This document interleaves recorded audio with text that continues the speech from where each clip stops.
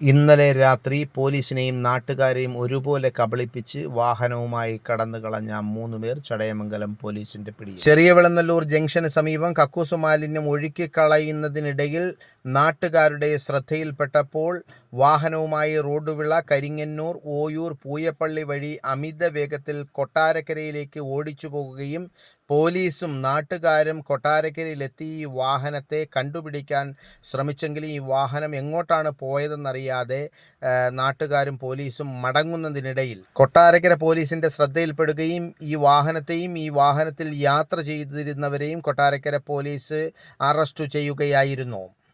Kottarakkara police കസ്റ്റഡിയിലെടുത്ത ഈ വാഹനത്തെയും ഇതിലുണ്ടായിരുന്ന 3 പേരെയും ചടയമംഗലം പോലീസിന് ഇന്ന് രാവിലെ കൈമാറുകയായിരുന്നു. സമാനമായ രീതിയിൽ 3 ദിവസത്തിന് മുമ്പ് ചെറിയ വിളനല്ലൂർ കോമം പ്ലോട്ടിലും ചെറിയ വിളനല്ലൂർ ക്ഷേത്രത്തിന് സമീപവും കക്കൂസു മാലിന്യങ്ങൾ ഒഴുക്കിക്കളഞ്ഞിരുന്നു. ചടയമംഗലം പോലീസ് ഈ പരാതി അന്വേഷിക്കുന്നതിനിടയിലാണ് വീണ്ടും ഇന്നലെ സമാനമായ സംഭവം നടന്നത്. ചാരുമൂട് സ്വദേശിയായ ഹക്കീം, വെട്ടിയാർ സ്വദേശിയായ ഷമീർ, തട്ടാമല സ്വദേശിയായ ഫൈസൽ എന്നിവരാണ് ഇപ്പോൾ ചടയമംഗലം പോലീസിന്റെ കസ്റ്റഡിയിൽ ഉള്ളത്.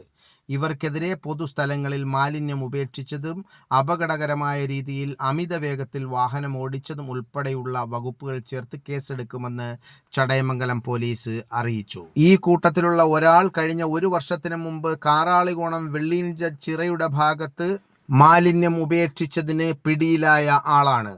കഴിഞ്ഞ 3 ദിവസത്തിന് മുമ്പും മാലിന്യം ഉപേക്ഷിച്ചത് ഇവരാണോ എന്ന് അന്വേഷിച്ചു വരികയാണെന്നും ചടയമംഗലം പോലീസ് പറഞ്ഞു.